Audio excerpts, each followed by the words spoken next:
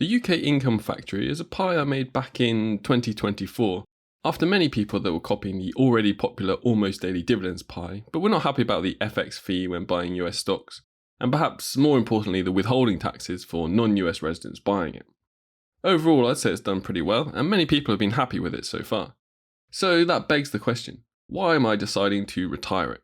In this video, we'll cover the history of this pie, why it was created, its performance since it began, and ultimately what I intend to do going forward. If you're a current copier of the pie or considering it, then you'll almost certainly want to watch this as it will cover crucial information for the original template. Hello and welcome back to the Dividend Experiment, the channel that helps you build a portfolio that pays your bills. The content that we discuss is intended for information and educational purposes only, and should not be considered investment advice or investment recommendations. When investing, your capital is at risk, and you may get back less than invested. Past performance does not guarantee future results. This information is not investment advice. Do your own research. In order to fully understand the rest of this explanation, we need to go back to why this pie was created in the first place. Believe it or not, the entire concept of this pie originated back to a Q&A question I did when the almost daily dividends pie reached 70,000 copiers back in around February-March of 2024. One of the questions was, if you were to pick 11 dividend stocks, what would they be? I also noticed that there were 11 GICS sectors in the stock market, so I wondered if the reason for 11 was one for each sector. The thing is, I've always felt the GICS, the Global Industry Classification Standard sectors, don't really make sense in the modern stock market times, and is especially ineffective for dividend investors because it groups together companies with vastly different financial profiles and business models. So essentially I made my own and went over that in this video here. I used the example in that video that AT&T, a mature infrastructure-heavy company with a high dividend yield and low volatility, Meta, a growth-oriented tech company with a negligible dividend and higher market volatility, and Netflix, a growth company that pays no dividend at all and has high volatility, are classed in the same sector, communications. Because these companies operate at different stages of development, comparing them using traditional sector analysis is misleading. A dividend investor looks for predictability, income, and maturity, whereas GICS often groups high-growth, non-dividend paying tech firms with stable income-generating utility-like providers. These broad categories make it difficult to effectively diversify an income-focused portfolio because the underlying characteristics, PE ratio, dividend yield, and others, within a single sector vary too widely to be useful for an income strategy.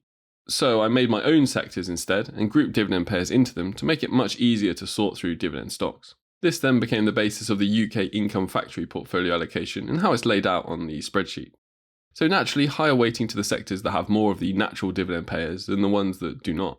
Or in other words, higher weighting to banks and financials, consumer necessity, and energy and commodities, and with minimal exposure to innovative tech and consumer luxury. The idea of natural dividend payers is a bit too complex to start going into here, but it's the general idea of seeking out companies that both can and should pay a dividend, rather than companies that are paying a dividend but probably shouldn't be thought of as income stocks. Now it's important to remember that 2 years ago there were fewer options really if you were a dividend investor and wanted a more hands-free or set-and-forget option to invest in. The main ETF at the time for UK-sourced income was RUKD by iShares. Nowadays there are a few more options here and there, but I guess it's still the biggest one if you base it on pure UK-listed income and measure by AUM. There are a few more options though, amongst smaller funds. So I based this portfolio on essentially beating that. That was both on dividend yield itself as well as total return. Now bear in mind that RUKD has an ongoing fee of 0.4%, whereas a self-managed pie would not have that. So how did it actually compare over the 2 years? Well, it did pretty well. I would say that it achieved what it set out to do, mostly achieving comparable results over this time across measured periods. And if you take any given time in its existence, either the UK Income Factory or RUKD were ahead of each other, but not by much, probably an insignificant amount. Even when UK Income Factory was adjusted to match the performance of RUKD, it would still not make a significant difference when it reverted to the mean performance. The yield was typically higher across the 2 or so years, and of course more payments as RUKD is a quarterly payer, compared to the much more frequent paying pie structure where you get the dividends directly. But even then, RUKD total return made up for it. So on total return, broadly a wash, on yield, slightly ahead.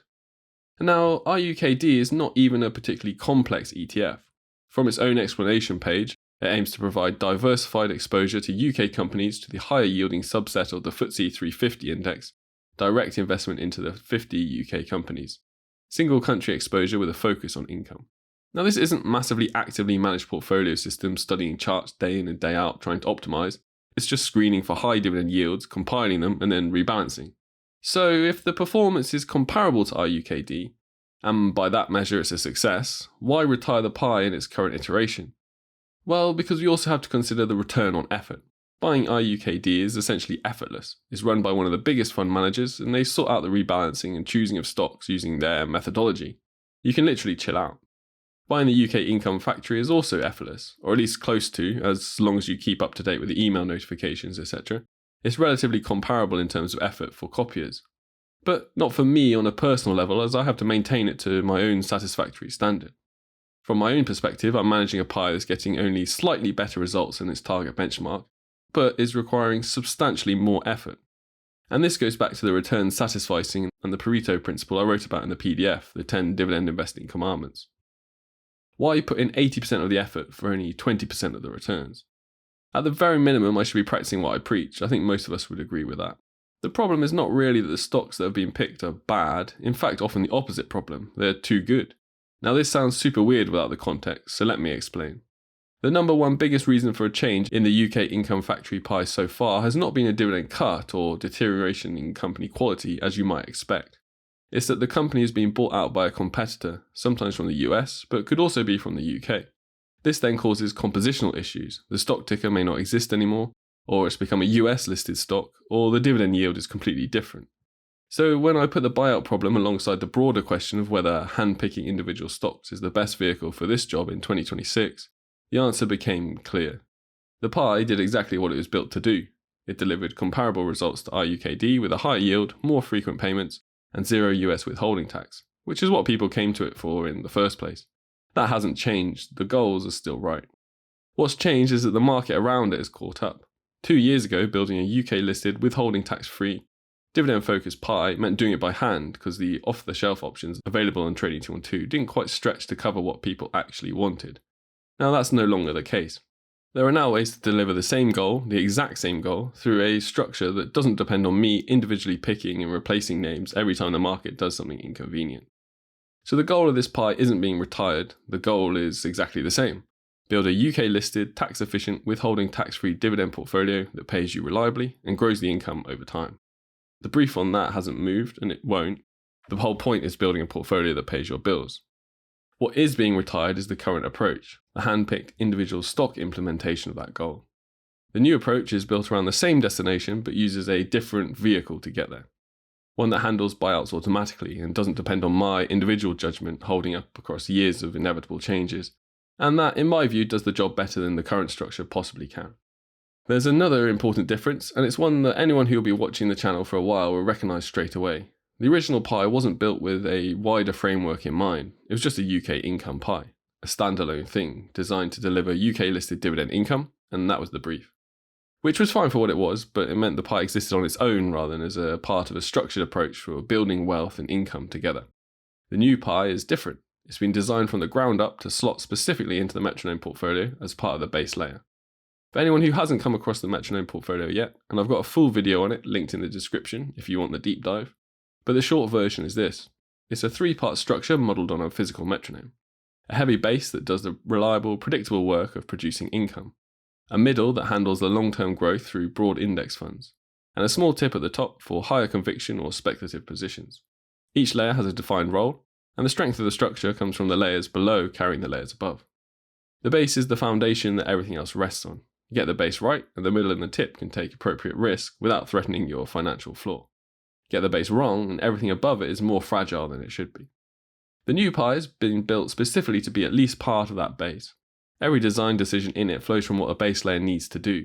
Generate sustainable income now, run with minimal ongoing maintenance, stay tax efficient inside an ISA, deliver a meaningful blended yield, and do all of that without depending on me making constant active calls. That matters because it means the pie now has a defined place in a defined structure, rather than being a portfolio that exists on its own. If you're someone running the metronome approach or thinking about doing so, the new pie fits in cleanly at the base with a global index tracker in the middle and whatever you choose to do at the tip sitting on the top. The roles are clear, the layers don't compete, and the whole thing works as a system rather than a collection of disconnected pies. And what this means if you're currently copying the pie. Here's how this will actually work in practice. In a couple of weeks or so, I'm going to roll out the new structure as an update on this pie on Trading 212. So same pie, but new contents. When that happens, you'll get the standard Trading 212 notification asking whether you want to accept the changes. You have two options, and either of them are completely fine and ultimately your own decision. Option 1 is that you accept the update. When the notification comes through, click accept, and your pie updates to the new structure. This is what I'll be doing with my own copy. The full video explaining the new approach in detail will be out before that update goes live, so you'll have a time to watch it and decide whether the new structure fits what you want, and then make an informed choice when the notification arrives. Don't click accept blindly, watch the next video first, understand what you're moving into, and then decide. Option 2, decline the update and let your existing pie run as it is. If you've built up holdings you're happy with and you don't want to make changes, that's a completely valid choice. The companies in the current pie aren't going anywhere necessarily, they're real businesses paying real dividends, and your pie will keep doing exactly what it's been doing.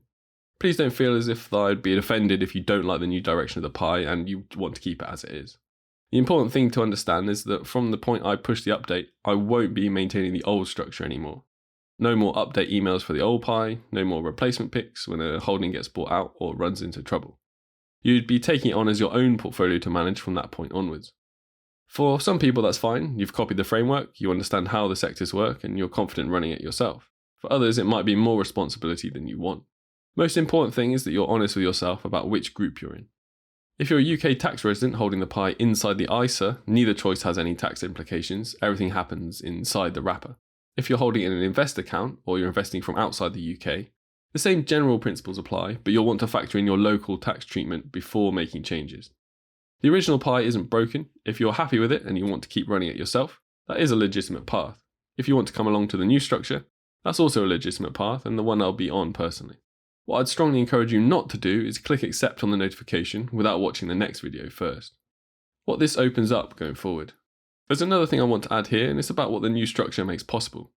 The original pie consumed a substantial amount of ongoing maintenance, researching replacement names, researching replacement stocks, responding to buyouts, monitoring quality, rebalancing, communicating changes. All of that was real work, and it was work that fundamentally couldn't scale. Adding a second pie alongside it would have meant either neglecting one of them or doubling the effort, and neither of those is a sensible outcome really. The new structure changes that equation. Because so much of the maintenance is handled inside the holdings themselves, ETFs reconstituting mechanically, the trust managers handling their own decisions, the time required to keep things running is dramatically lower, which means the bandwidth I used to spend maintaining the old pie can be redirected into building the things that people have been asking for again and again. The two requests that have come up most often, by a long way, are a Euro listed income pie and a US higher yield pie. Both of these have been on the list for a while, and both have been blocked up by the simple problem that I couldn't realistically maintain a third or fourth hand-picked pie alongside the originals. With a new approach, that constraint largely disappears. I'm not making any promises about timelines today, and I'm not going to start announcing pies before they're properly built, but the underlying point is that the way this is being restructured isn't just about doing the existing job better. It's about creating the headroom to do more of the things that this channel exists to do, which is help people build a portfolio that pays their bills. And before I move on to what's next, I want to say something properly. The original pie reached the size it did and ran for the length of time it did because a lot of people trusted it, and trusted me, enough to put real money behind it.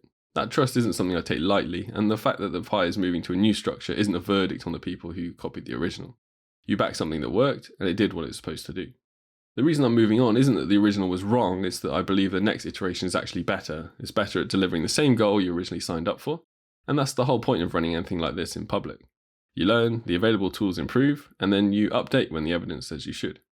So thank you to the people who copied early, who stuck with it through the rebalances, who emailed me the feedback and pointed out issues, and who recommended it to others. This whole thing only works really because of you. In the next video, I'm going to walk through exactly what the new structure is, why every holding is in it, and how the whole thing fits together. It's a meaningful change in approach, and it deserves a full, proper explanation rather than a quick summary tacked on to the end of this video. If you're subscribed, you'll see it when it goes up. If you're on the email list, you'll get a heads up the day it lands. Both links are in the description. I strongly recommend being on the email list if you're not already. When the pie update actually goes live on Trading 212, the email is going to be the easiest way to know what's happening and when. For now, nothing changes today. The current pie keeps running as it is until the new video is out, and you've had a chance to watch it. No need to do anything immediately. Just keep an eye out for the next video, watch it properly when it lands, and then make whatever decision is right for you. Hey, thank you for watching. If you made it this far, YouTube thinks that you'll like this one next. And if you want my free Dividend Commandments PDF, it's the checklist I use to spot red flags before I buy stocks. Link is here and in the description.